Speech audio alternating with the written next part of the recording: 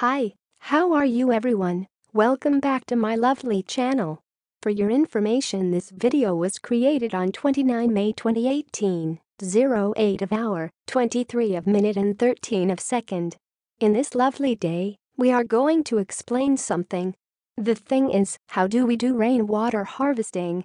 In the next few seconds you will get a short information about how do we do rainwater harvesting. Hopefully it will help you. Enjoy the video. Here is the explanation about how do we do rainwater harvesting. Rainwater harvesting is collecting the runoff from a structure or other impervious surface in order to store it for later use. Traditionally, this involves harvesting the rain from a roof. The rain will collect in gutters that channel the water into downspouts and then into some sort of storage vessel. Now, we will give you 20 seconds to read again the explanation by yourself so you can absorb this information. Please take your time.